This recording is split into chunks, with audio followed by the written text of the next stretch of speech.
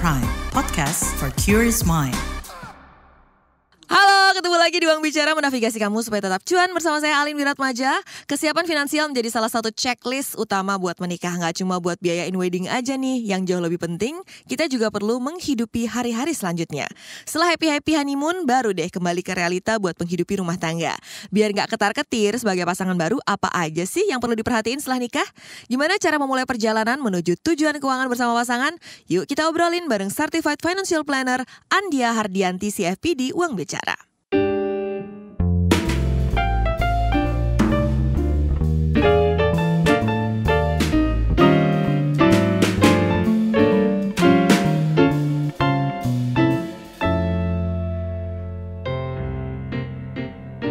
Halo teman-teman Uang Bicara, kita ketemu lagi. Kali ini kita bakalan ngobrolin soal rencana keuangan setelah nikah. Biasanya kan kalau mau nikah nih persiapannya pas soal resepsinya doang dan berbagai macam perintilannya nih. Tapi setelah menikah kayak gimana nih baiknya keuangan bersama pasangan? Nah langsung aja kita akan bahas bersama dengan Andia Hardianti CFP. Halo Mbak Andia, apa kabar?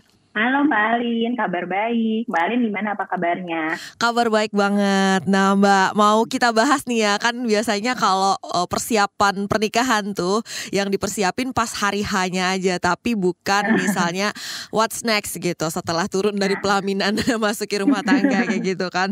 Jadi pos-pos keuangan apa aja sih yang perlu diperhatiin dan dipersiapin kayak gitu untuk newlyweds? Nah, sebenarnya setelah menikah itu pastinya kan kehidupan yang tadinya sendiri jadi berdua ya Mbak ya. Jadi sebenarnya pos keuangan yang pertama yang harus dipersiapkan yaitu untuk budgeting hidup bersama sehari-hari setelah menikah gitu ya. Itu biasa disebut mungkin post living gitu ya, orang-orang suka bilang.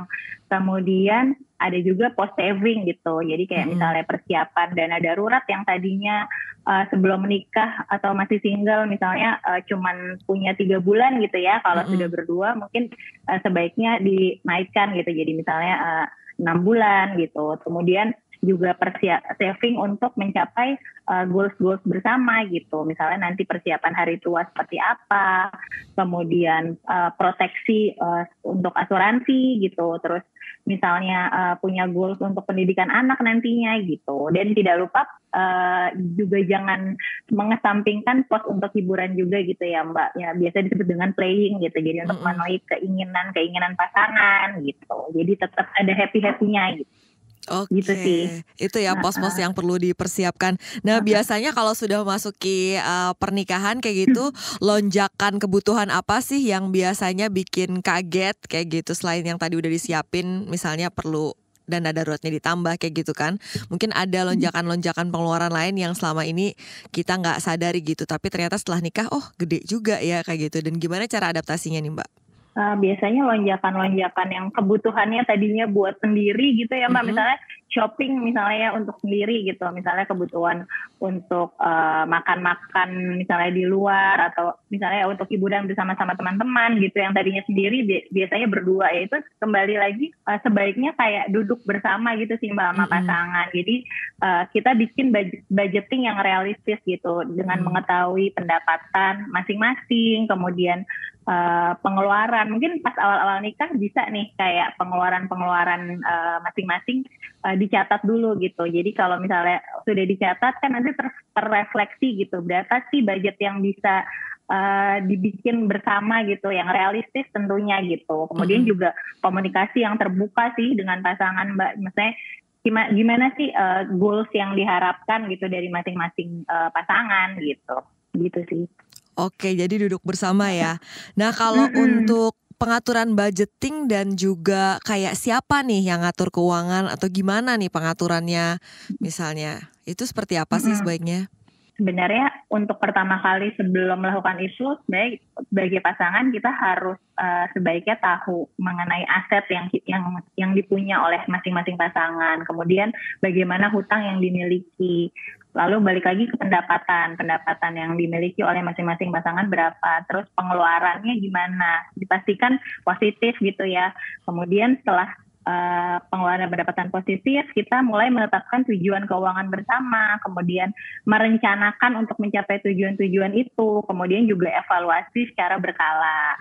Nah, kalau misalnya untuk bagi-bagi tugas tuh boleh aja untuk mempermudah gitu, seperti siapa nih orang yang lebih apik gitu untuk mengatur pembayaran tagihan, kemudian siapa yang bisa mengatur belanja bulanan sesuai dengan budgeting yang sudah ditetapkan, kemudian siapa yang lebih suka berinvestasi gitu, berdasarkan keahlian dan minat masing-masing aja gitu sih Mbak.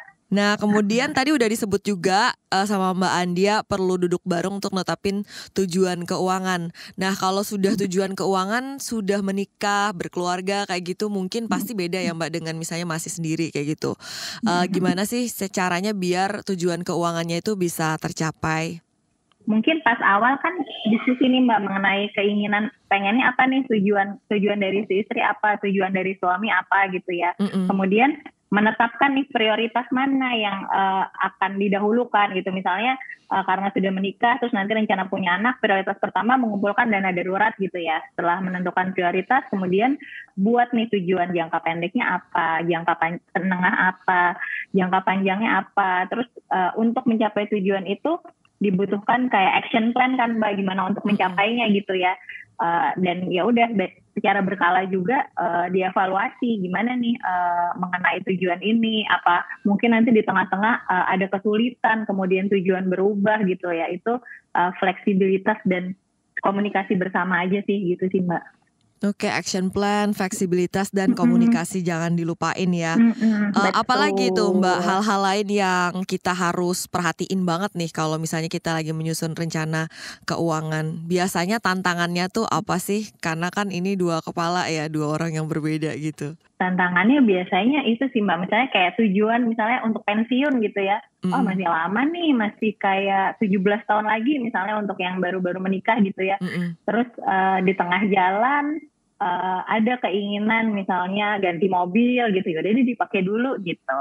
Makanya kayak kita harus menentukan menentukan tujuan yang realistis yang ingin dicapai. Jadi juga kayak pasangan tuh jadi ya kalau misalnya kita mengambil jatah dari tujuan yang ingin dicapai tersebut, nanti yang ujung-ujungnya nanti nggak tercapai dong gitu. Berarti harus mengorbankan sesuatu yang sifatnya sebenarnya penting gitu. Cuman dengan dibandingkan dengan kayak tiba-tiba keinginan semata gitu sih Mbak. Gitu sebenarnya lebih ke situ sih. Terus kemudian ya itu kadang-kadang mungkin semakin meningkatnya gaya hidup gitu ya, biasanya lebih banyaknya situ sih, lebih kayak ingin tiba-tiba ganti mobil lah, terus memperbesar rumah, atau keinginan-keinginan lain yang sebenarnya urgensinya kurang gitu. Jadi sebenarnya prioritas sih tetap balik lagi ke prioritas yang harus diutamakan gitu sih Mbak. Iya, tapi biasanya memang kita impiannya kayak gitu ya, udah punya rumah, pengen punya rumah yang sesuai rumah ideal kita kayak gimana, renov lagi, selalu ada sih ya kalau kayak gitu. Itu tadi Andia Hardianti, Certified Financial Planner yang udah menjelaskan tentang rencana keuangan setelah menikah. Masih banyak obrolan menarik lainnya di bagian selanjutnya, jadi jangan kemana-mana. Tetap di Uang Bicara menavigasi kamu supaya tetap cuan. Bayangkan, sebuah petirahan angker. Hutan di Jepang yang dipenuhi roh-roh bergentayangan. Sebuah boneka yang hidup. Apakah kamu menyukai cerita semacam itu? Berarti kamu harus mengikutiku, Astri Septiani, dalam podcast Antologi Garib. Sebuah podcast yang menceritakan kisah-kisah misteri dan fenomena ganjil dari seluruh dunia. Peristiwa garib. Nantikan podcast Antologi Garib menemanimu setiap Kamis. Temukan Antologi Garib di kbrprime.id dan platform mendengarkan podcast lainnya.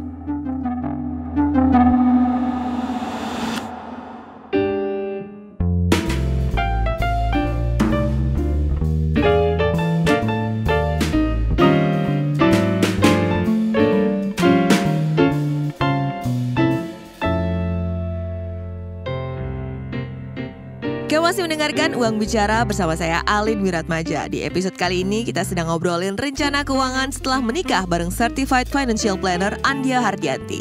Yuk kita lanjut lagi. Nah, kalau dari Mbak Andia sendiri gimana misalnya menyikapi adanya perbedaan behavior atau kebiasaan keuangan mungkin yang bertolak belakang nih antara pasangan nih, kayak gimana nih mengatasinya? Ya, pertama kan tadi itu tuh Mbak ya, tadi duduk bersama, terbuka, kayak bicarakan misalnya kekhawatiran kita, gimana, kenapa sih kita harus mencapai tujuan itu gitu. Kemudian setelah itu rencana bersama itu tetap harus ada ya Mbak, kayak budgeting, terus saving, terus untuk manajemen hutang juga gitu harus selalu evaluasi secara berkala. Terus misalnya nih kalau pasangan, misalnya contoh pasangan yang boros gitu ya Mbak ya, kita tetapin batasan aja, batasan-batasan yang jelas tentang pengeluaran yang misalnya jatah buat main nih segini nih gitu ya, kita stick ke situ gitu, maksimumnya berapa. Terus kita juga beri contoh ke pasangan, nih aku udah berusaha loh, aku juga mencoba mengendalikan diri gitu. Jadi ya diharapkan kalau misalnya kita sendiri bisa melakukan pengendalian diri, pasangan kan juga mudah-mudahan bisa keikut gitu ya. Terus diskusi berkala untuk melihat progresnya gitu. Jadi ya hargai setiap progres, kemudian kompromi kalau misalnya ada yang kesalahan sedikit gitu, ya udah kita perbaiki lagi. Yang penting kalau misalnya kita selalu aware, selalu sama-sama support bahwa orang tuh kayak perlu waktu misalnya untuk berubah menjadi lebih baik gitu kan. Diharapkan kan selalu kayak gitu dan sabar sih Mbak. Iya benar, kuncinya itu kayak sabar, kompromi ya. Dan berproses sih sama-sama. Nah kalau buat Andia sendiri sebagai seorang financial planner kayak gitu, apakah sebuah keharusan untuk buka rekening bersama, atau misalnya sebenarnya bisa aja dari rekening masing-masing tapi tetap tercover kayak gitu kewajiban masing-masing di keluarga atau rumah tangga?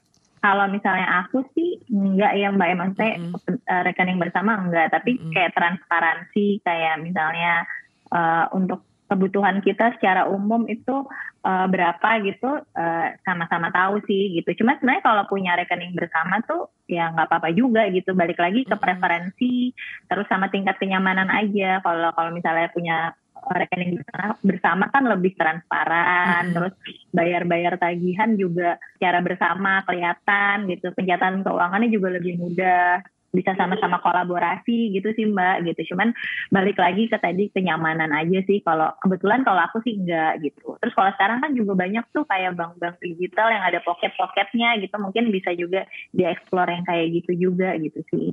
Jadi bukan sebuah keharusan ya untuk rekening bersama, yang penting ada transparansi ya. Betul. Baik Mbak Andia, nah buat couple yang misalnya mereka emang mau segera dapat momongan nih, apa nih yang perlu dipersiapkan secara finansial? Secara finansial tuh kalau ingin segera punya anak tuh ya mungkin terkait finansial, untuk kesiapan finansial untuk kehamilan ya Mbak, itu kan kayak butuh kontrol setiap bulan gitu, terus belum ada tes labnya. Kemudian untuk biaya persalinannya mungkin prepare for the worst gitu, misalnya harus operasi atau darurat lah, misalnya amit-amit anaknya harus dinicu gitu ya gitu.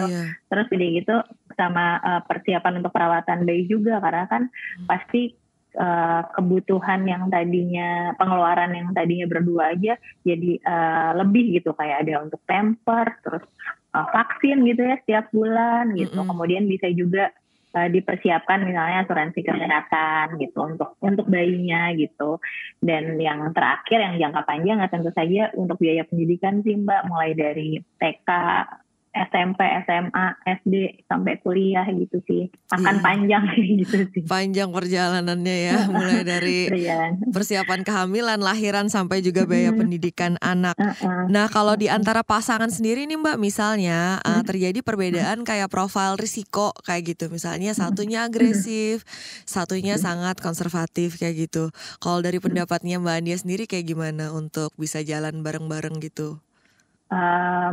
Ya itu tadi Mbak, tadi kan pertama kan duduk bersama nih, terus duduk bersama, terus mereka membuat nih tujuan jangka pendek, jangka panjang, jangka menengah gitu ya. Ya udah nanti mungkin dari persamaan persepsi dulu gitu. Kalau misalnya untuk jangka pendek gitu ya, misalnya bisa dimasukin kayak ke reksadana gitu ya Mbak. Terus kalau misalnya untuk yang suka beresiko ya bolehlah gitu bukan sesekali ya, misalnya jika ada uangnya gitu ya mencoba untuk saham, mencoba untuk misalnya bermain saham, atau yang udah pasti resmi terdaftar di OJK aja sih Mbak. Kalau misalnya invest yang terlalu beresiko ya sebaiknya jangan sih, karena kan sebenarnya ada pasangan dan anak yang harus kita jaga gitu sih. Jadi ya harus menerapkan batasan-batasan juga sih Mbak. Cuman ya tetap fleksibel lah kalau misalnya ingin